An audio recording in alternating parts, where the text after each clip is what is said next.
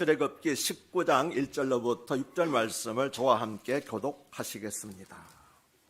출애굽기 19장 1절로부터 6절입니다. 제가 1절을 먼저 읽겠습니다. 이스라엘 자손이 애굽 땅을 떠난 지 3개월이 되던 날 그들이 시내 광야에 이르니라.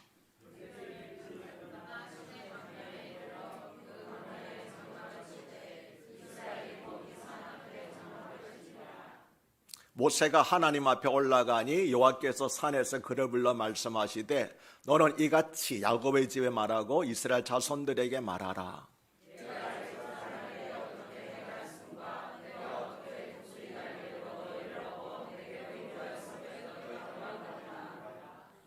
세계가 다 내게 속하였나니 너희가 내 말을 잘 듣고 내 언약을 지키면 너희는 모든 민족 중에서 내 소유가 되겠고 너희가 내게 대하여 제사장 나라가 되며 거룩한 백성이 되리라.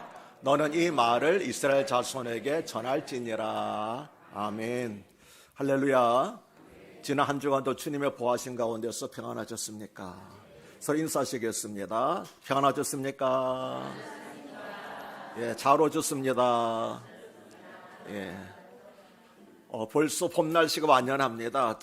우리 교회가 다음 주일이 이제 고난주간이기 때문에 고난주간에는 나들이를 할 수가 없고 고난주간 끝나고 난 다음에 이제 산상 기도회 겸 꽃구경 가려고 그랬는데 벌써 꽃이 만발해서 4월 14일쯤이면 꽃이 지지 않을까 하는 그런 염려함이 있습니다. 그렇다고 오는 계절을 붙잡아 줄 수도 없고 그렇습니다. 아무튼 봄이 완전히 우리 가까이 왔고 저 집 사택에서 내려오는 데도 보니까 그 목련들이 활짝 피었고 벚꽃도 많이 피운 것을 볼 수가 있었습니다. 우리들의 삶도 우리들의 믿음도 신앙도 이와 같이 계절이 부끄럽지 않도록 회복되기를 주 이름으로 축복합니다. 아멘. 오늘 설교 본문은 출애굽기입니다. 여기서 애굽은 이집트의 한문식 표기입니다.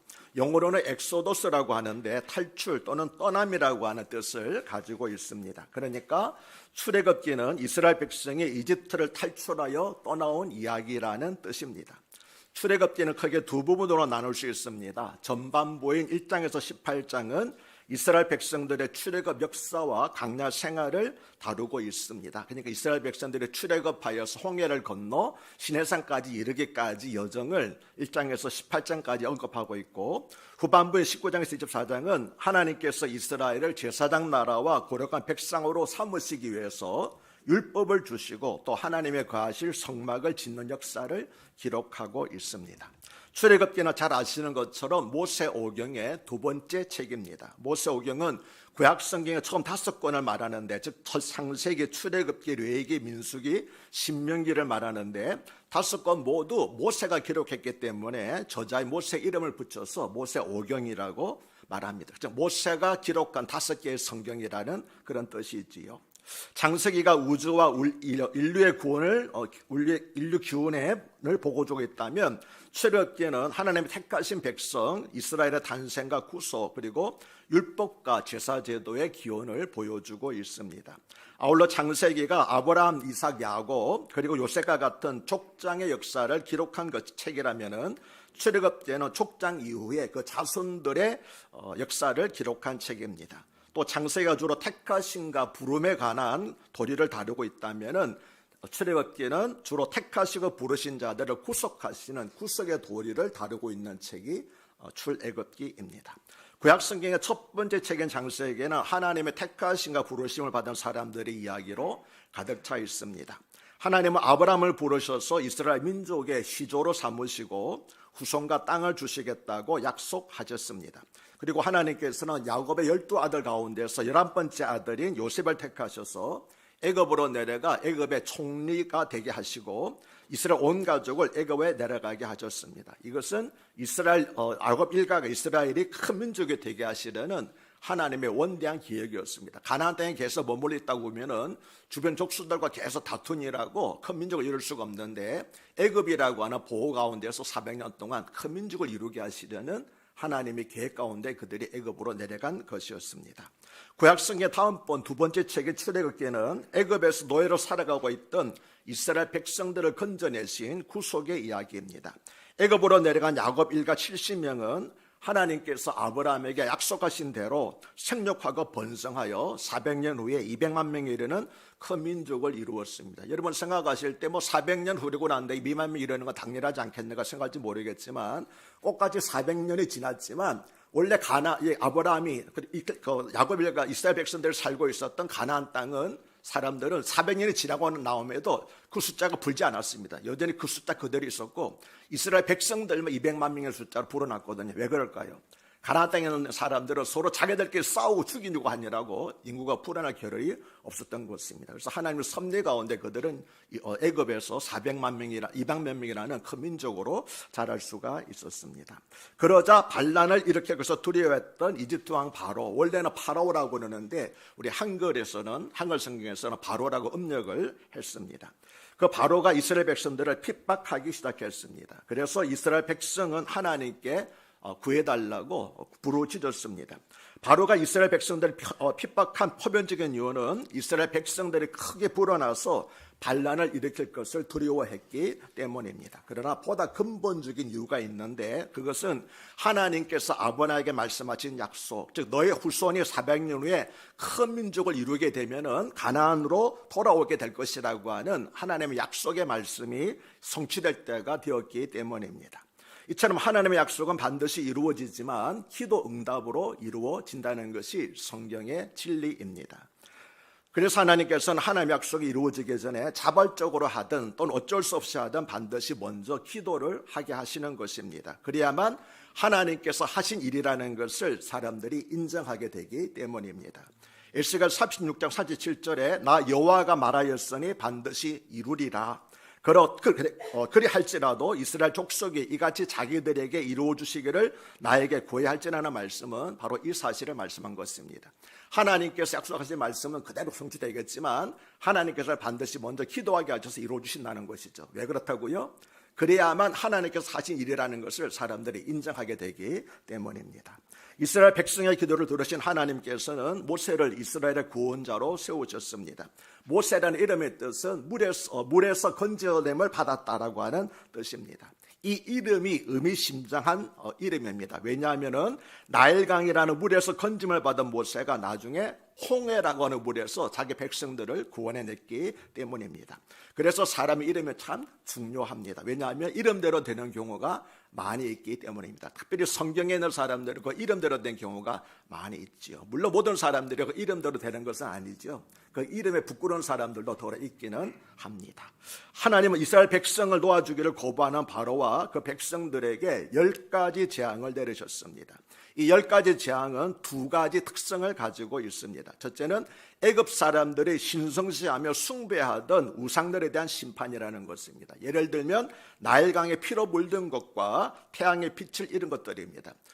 애굽 사람들은 나일강을 신성시해서 나일강을 자기들의 어머니라고 생각을 하고 있었고, 그리고 이 사람들은 바로를 가리켜서 태양의 아들이라고 그렇게 생각했거든요. 파라오라는 뜻이 라신, 즉 태양신의 아들이라고 하는 그런 뜻을 가지고 있습니다. 그렇기 때문에 대표적으로 태양을 섬겼는데 그 태양빛이 어두워진 것, 그들이 섬기고 애굽 사람을 섬기고 또 우상에 대한 심판이라는 것을 하나님 보여주셨습니다. 두 번째, 애굽에 내리셨던 재앙의 두 번째 특징은 모든 땅에 재앙이 임했지만 오직 이스라엘 백성들이 모여 살던 나일강 동쪽에 있던 고센 땅에는 재앙이 임하지 않았다는 사실입니다. 우리 주님이 다시 오실 때도 이와 같은 일이 발생할 것입니다. 어떤 일이요? 온 세상에 하나님의 심판 가운데 있지만 오직 하나님의 백성들이 거하는 곳에는 심판이 임하지 않고 도리어 구원이 임하게 된다는 것입니다. 아멘이십니까? 노아 홍수 때도 온 세상에 홍수 심판을 멸망하고 말았지만 하나님께서 정하신 것, 방주에 들어갔던 노아의 식구들은 안전하게 갔던 것처럼 주님 다시 오실 때도 온 세상의 심판 가운데 있지만 하나님의 백성들이 있는 곳은 하나님께서 분명히 구원해 내실 줄로 믿습니다. 아멘. 그런데 하나님께서 애굽에 내려오신 10가지 재앙에 대해서 더러 잘못 생각하는 분들이 있습니다. 그것은 하나님은 바로가 쉽게 항복할 줄 아셨는데 그가 계속 거부함으로 점차 재앙의 강도를 높여가시다가 마침내 10번째 재앙을 통해서 항복을 받아내셨다는 것입니다. 하나님께서 처음 재앙을 내리면 항복을 짜랐는데 항복하지 않아? 그리고 두 번째, 역시 항복하지 않아. 그래서 계속해서 재앙의 강도를 높여서 마지막 10번째 재앙을 통해서 이제 비틀거리던 바로가 넘어졌다, 그러기 상태가 되었다라고 그렇게 생각하는 분들이 있습니다. 여러분도 그렇게 생각하십니까? 그게 아닙니다. 왜냐하면 하나님께는 처음부터 바로가 10번째 재앙이 있은 후에야 이스라엘 백성들을 내놓을 것을 알고 계셨기 때문입니다. 출애굽기 11장 1절에서 하나님 이렇게 말씀하셨습니다. 여호와께서 모세에게 이르시기를 내가 이제 한 가지 재앙을 바로와 애굽에 내린 후에야 그가 너희를 여기서 내보내리라. 그래서 하나님께서 말씀하신 한 가지 재앙이 뭡니까? 장자의 죽음이라고 하는 재앙인데 이 10번째 재앙이 있은 후에 비로소 바로가 이스라엘 백성들을 내보내게 될 것이라고 하나님께서 처음부터 그렇게 말씀을 하셨습니다. 그 한 가지 재앙은 장자의 죽음이었는데 사람뿐만 아니라 사람이든 가축이든 이집트에서 처음 태어난 모든 것이 죽임을 당하는 재앙이 바로 10번째 재앙이었습니다.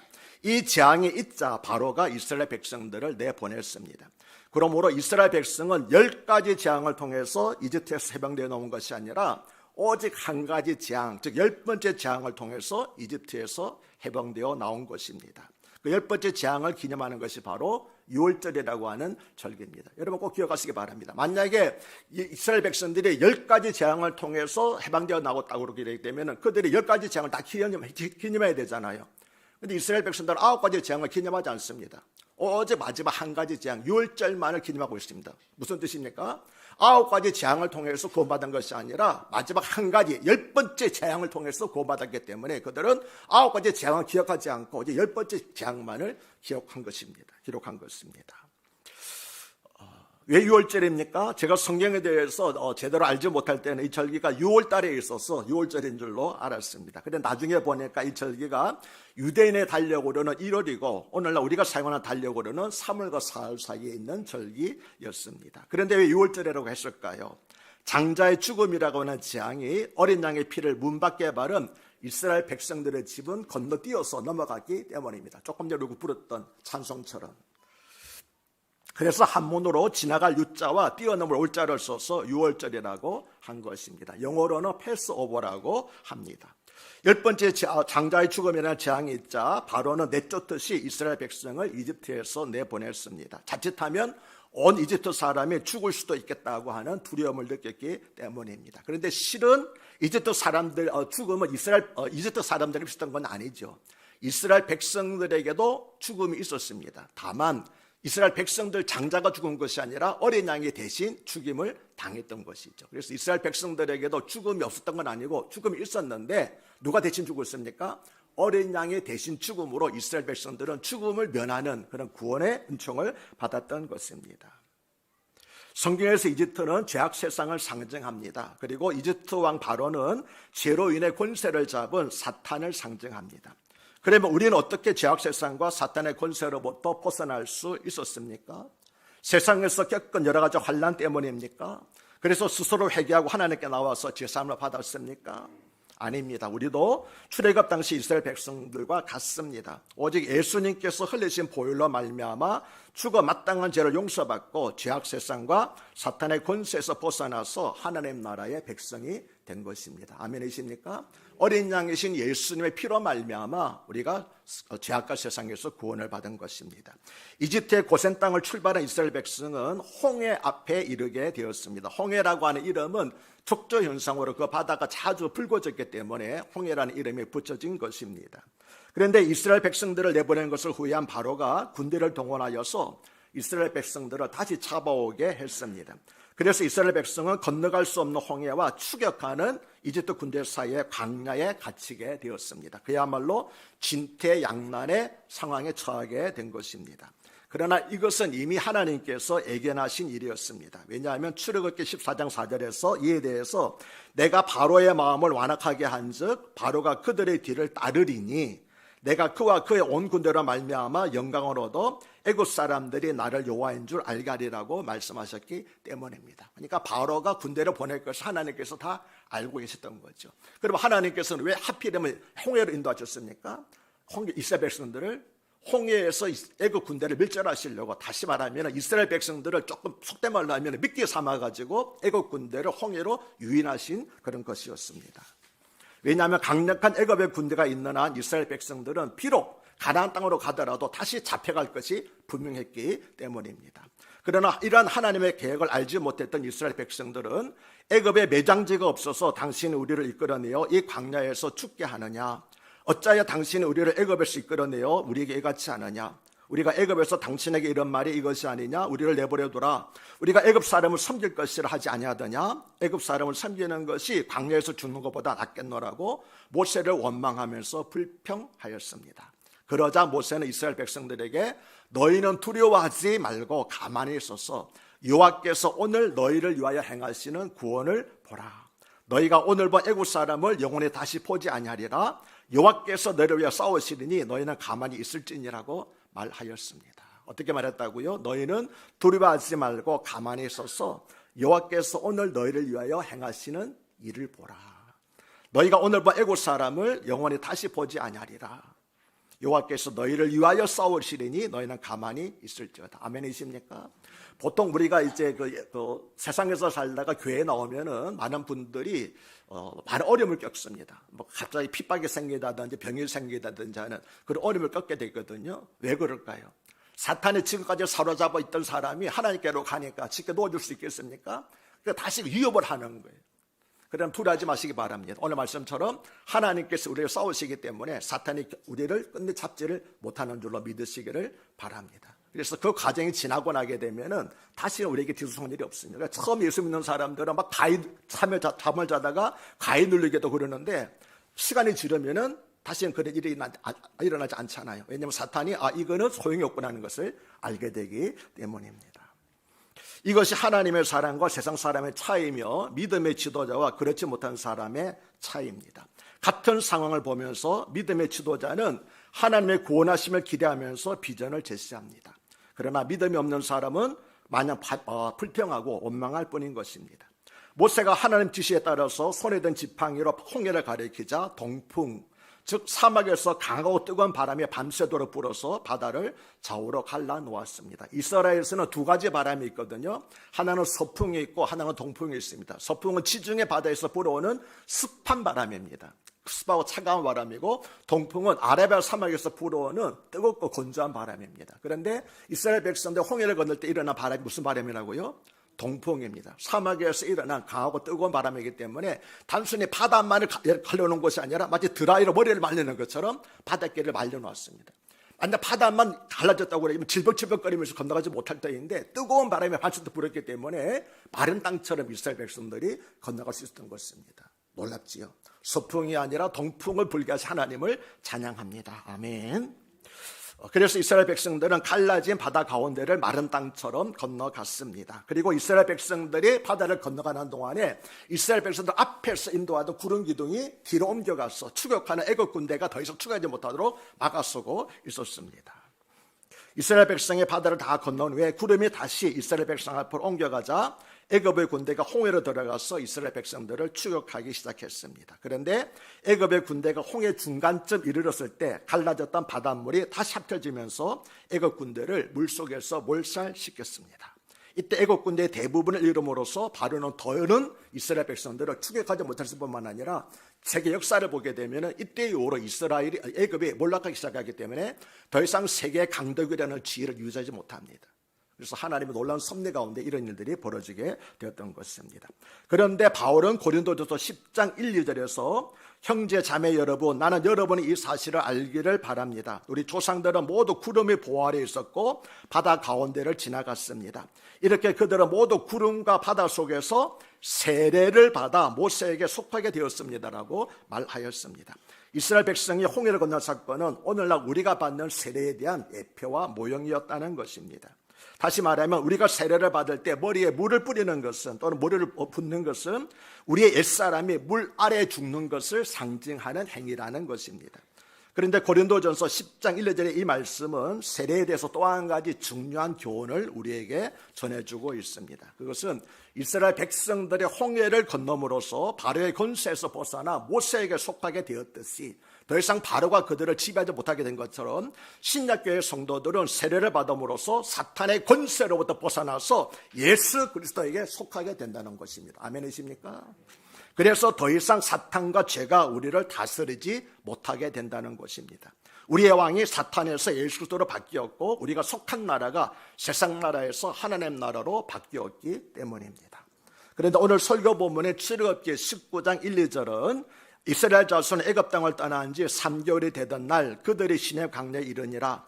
그들이 르비딤을 떠나 시내 광야에 이르러 그 광야에 장막을 치되 이스라엘의 거기 산 앞에 장막을 치니라고 말씀합니다. 이스라엘 백성들은 이집트에서 탈출하여 바로 가나안 땅으로 가지를 않았습니다.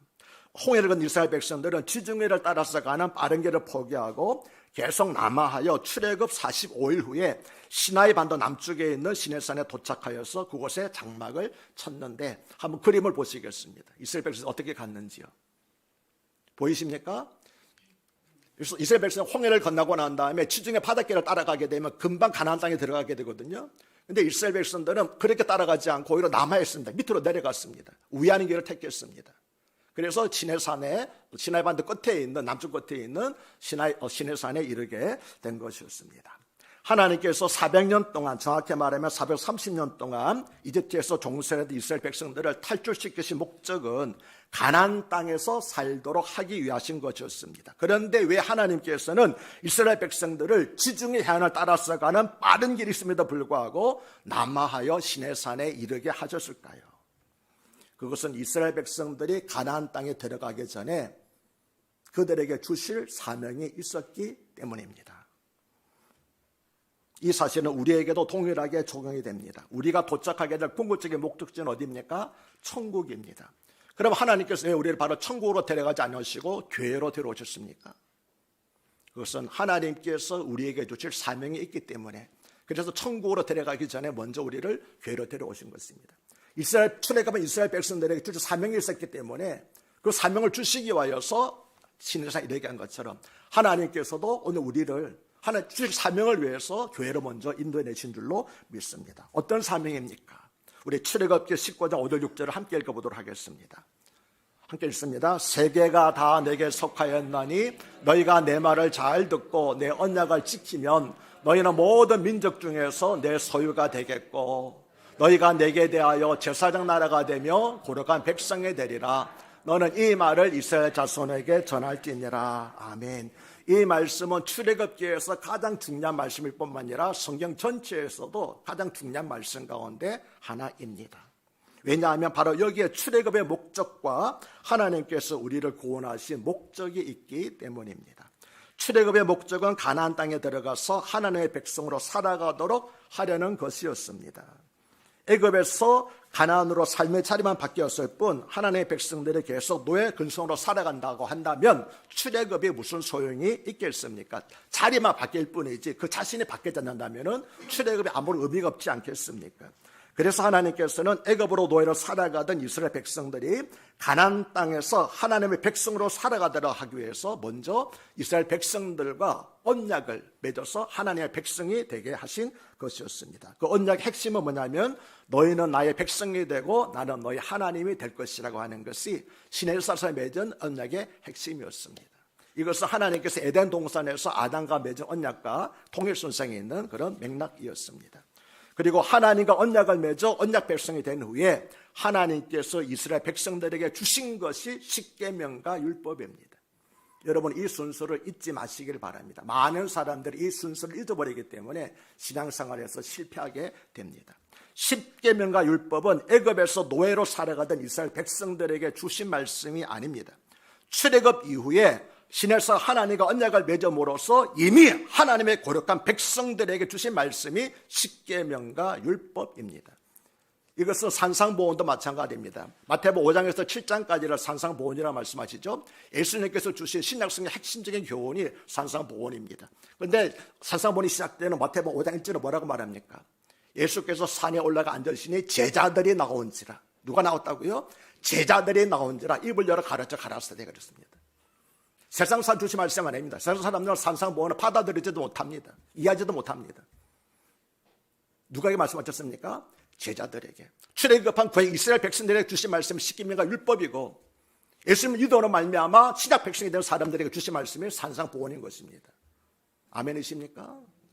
이 순서를 잊지 마십시오. 십계명과 율법이 먼저가 아닙니다. 하나님과 언약을 맺어서 하나님의 백성이 된 것이 먼저입니다.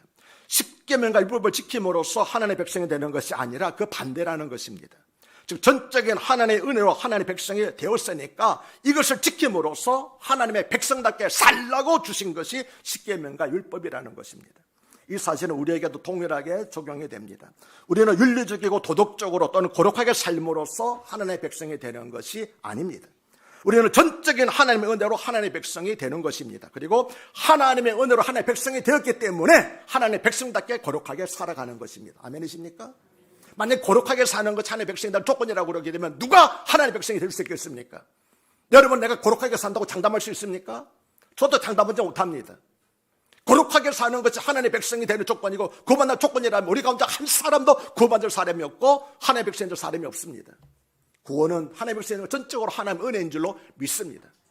그래서 하나님께서는 우리를 먼저 하나님의 백성 삼으시고 난 다음에 너 내 은혜로 내 백성이 되었으니까 너는 내 백성답게 살라고 요구하시는 것입니다. 아멘이십니까? 그것이 십계명과 율법이라는 사실을 절대로 잊지 마시길 바랍니다. 19절 4절에서 19장 4절 6절은 두 가지 사실을 강조하고 있습니다. 첫째는 하나님은 어떤 분이신가 하는 것입니다. 둘째는 우리는 어떤 존재인가 하는 것입니다. 먼저 4절은 내가 애굽 사람이 어떻게 행하였음과 내가 어떻게 독수리 날개로 너희를 업어 내게로 인도하였음을 너희가 보았느니라고 말씀을 합니다. 하나님께서 애굽에 내리신 10가지 재앙은 전능하신 하나님만 하실 수 있는 일이었습니다. 우리가 믿는 하나님은 전능하신 하나님입니다. 그래서 사도신경에서 첫 번째로 누구를 믿습니까? 전능하사 천지를 만드신 하나님 아버지를 내가 믿습니다라고 고백하는 것입니다.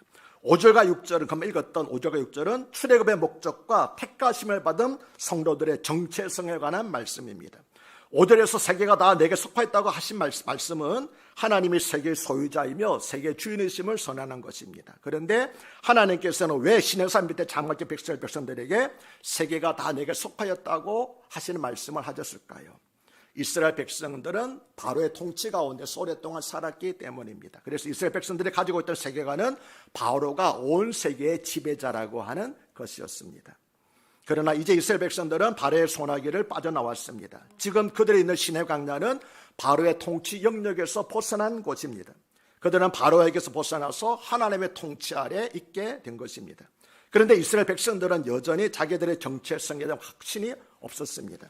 그래서 하나님께서 그들의 정체성을 바로 잡아주려고 온 세계가 내게 속하였다. 세상의 통치자가 바로가 아니고 나라고 하는 것을 말씀해 주신 것입니다. 하나님께서는 내 말을 잘 듣고 내 언약을 지키면 너희는 모든 민족 가운데서 내 소유가 될 것이라고 말씀을 하셨습니다. 하나님 앞에서 세계가 다 내게 속하였다고 말씀을 하셨습니다. 그렇다면 굳이 하나님께서 이스라엘 백성들에게 모든 민족 중에서 내 소유가 될 것이라는 말씀을 하실 필요가 없지 않겠습니까? 그러나 여기서 하나님 말씀하신 소유는 히브리어로 세굴라라고 하는데 이것은 특별한 소유물, 아주 귀중한 소유물을 가리킵니다. 그러므로 하나님께서 내 소유가 된다고 하신 말씀은 하나님께서 언약 안에서 이스라엘 백성들을 받아들이실 때에 그들은 아주 특별하고 귀중한 하나님의 소유물이 된다는 것입니다. 다른 말로 하면은 모든 민족이 하나님의 것이지만 이스라엘 백성들은 다른 민족들과 비교할 수 없는 특별하고 귀중한 하나님의 소유물이 된다는 것입니다. 그런데 로마서 1장 6절은 너희도 그들 중에서 예수 그리스도의 것으로 부르심을 받은 자냐라고 말씀을 합니다. 우리는 예수 그리스도의 피로 예수 그리스도의 것이 되었습니다. 예수님께서는 십자가에서 자기의 몸을 들이심으로써 들으셨는데 그것은 우리를 예수 그리스도의 것으로 삼으시기 위해서였습니다. 이제 우리는 예수님 것이 되었기 때문에 사탄이 우리를 이기지 못하는 것입니다. 우리가 예수 그리스도의 것이 되었기 때문에 우리를 예수님에게서 빼앗을 자는 아무도 없습니다. 우리가 예수님의 것이 되었기 때문에 우리를 대적하는 자도 없고 우리를 정죄하는 자도 없는 것입니다. 아멘이십니까? 예수님께서는 그분의 십자가로 우리에게 큰 글자로 낙인을 찍어 주셨습니다. 갈라디아서 6장 10절에서 사도 바울은 이후로는 누구든지 나를 괴롭게 하지 말라 내가 내 몸에 예수의 흔적을 지니고 있노라고 고백을 하였는데 저와 여러분에게도 이와 같은 너는 예수 그리스도의 것이라고 하는 낙인이 찍혀 있는 줄로 믿습니다. 또 내 말을 잘 듣고 내 언약을 지키면 제사장 나라와 거룩한 백성이 될 것이라고 말씀하셨는데 제사장 나라와 거룩한 백성은 히브리어에서 평행법이라고 그래가지고 거의 같은 뜻으로 사용되는 그런 말, 다른 말이 아니라 같은 뜻의 의미로 사용된 말입니다. 하나님께서 이스라엘 백성들을 부르신 목적은 하나님의 말씀을 잘 듣고 지켜 행함으로써 하나님의 특별한 소유가 되고 제사장 나라와 거룩한 백성이 되는 것이었습니다. 당시의 세상 나라들은 애굽, 모압, 암몬, 에돔 등은 모두 하나님께 등을 돌리고 있었습니다. 이런 나라들이 하나님께 나오도록 이스라엘의 제사장 나라, 즉 중보자가 되어 달라는 것이었습니다. 그리고 그것은 하나님 앞에서 거룩한 백성으로 살아갈 때 이루어지는 것이었습니다. 그런데 베드로전서 2장 9절은 너희는 택하신 족속이요 왕같은 제사장들이요 거룩한 나라요 그의 소유된 백성이니라고 말씀을 합니다. 출애굽기 말씀과 베드로 말씀 어떤 차이가 있습니까? 출애굽기에서는 너희가 될 것이라고 말씀하셨고 베드로전서 2장에서는 너희는 이미 되었다라고 말씀하고 있습니다. 예수 그리스도의 구속으로 말미암아 이미 우리는 하나님의 제사장이 된 줄로 믿습니다. 거룩한 나라가 된 줄로 믿습니다. 그러므로 예수를 그리스도로 믿으면 누구든지 왕같은 제사장이 됩니다. 여러분은 이미 제사장 나라입니다. 이것은 영적 아브라함의 자손이 가진 놀라운 특권입니다. 육적 아브라함의 자손들이었던 이스라엘 백성들은 자기들의 의로 제사장 역할을 하려고 했기 때문에 실패를 했습니다. 우리도 만약 내 자신의 의로 예수 그리스도의 나라를 이루려고 한다면 왕같은 제사장이 될 수 없을 것입니다. 그러나 왕이요 제사장이신 예수 그리스도를 믿음으로 우리는 왕같은 제사장으로 살아갈 수 있는 것입니다. 아멘이십니까? 왕같은 제사장으로 살아갈 우리는 또 다른 사람들을 하나님께로 인도해야 될 사명이 있습니다. 이것이 하나님께서 우리를 부르신 목적이고 우리에게 주신 사명이며 우리가 가져야 될 비전입니다. 나는 천국에 가기 위해서 구원받은 것이 아닙니다. 부름받은 것이 아닙니다. 나는 왕같은 제사장으로 살아가기 위해서 부름받은 것입니다. 다시 말해 하나님은 나 한 사람 천국에 데려가기 위해서 구원하신 것은 아닙니다. 아브라함으로 말미암아 천한 만민이 복을 받게 하신 하나님께서는 오늘날에도 나를 아브라함처럼 부르셔서 나로 말미암아 내 많은 사람들이 구원받게 하시려는 위대한 그런 계획을 가지시고 나를 부르신 줄로 믿으시기를 바랍니다. 거꾸로 말할 수도 있습니다. 내가 만약에 예수 믿다가 실패하게 되면 나 한 사람 끝나는 거 아닙니다. 하나님께 나를 통하여서 구원받으려고 계획하셨던 수많은 사람들이 나와 함께 무너지게 되는 것입니다. 이것이 하나님께 우리에게 주신 사명입니다. 우리가 가져야 될 비전인 줄로 믿습니다. 왜 거룩하게 살아야 됩니까? 구원받기 위해서입니까? 아닙니다. 이미 구원받았습니다. 그런데 왜 거룩하게 살아야 됩니까? 나로 말미암아 내가 통로가 되어서 많은 사람들을 주님께로 인도하기 위해서 거룩하게 살아야 하는 것입니다.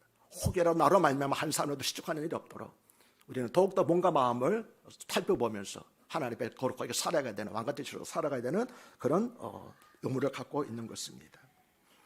세상 많은 나라들이 하나님을 등지고 오늘대로 살아가고 있습니다. 이들이 하나님께로 돌아올 수 있도록 너희가 제사장 나라가 되어서 세상 나라와 연결되는 다리 역할을 하라는 것이었습니다. 그래서 너희를 통해서 세상 모든 나라가 복을 받을 수 있도록 하라는 것이었습니다.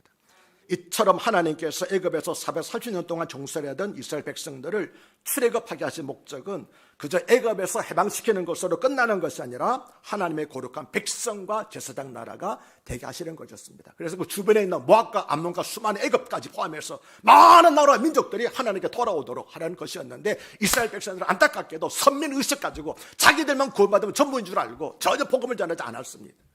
그래서 자기들도 망하고 주변 나라를 함께 망하고 말았습니다. 우리도 그 같은 전철을 밟아서는 안 됩니다. 내가 만약에 복음 전화를 소홀히 한다고 그러면 나 자신도 멸망할 뿐만 아니라 주변 사람도 함께 멸망하게 되는 것입니다. 사랑하는 여러분들, 내가 보다 사명을 잘 기억하셔서 하나님께 이스라엘 백성들을 부르신 목적이 무엇인가를 잘 기억하심으로 말미암아 여러분 거룩하게 사시기를 주의 이름으로 축복합니다.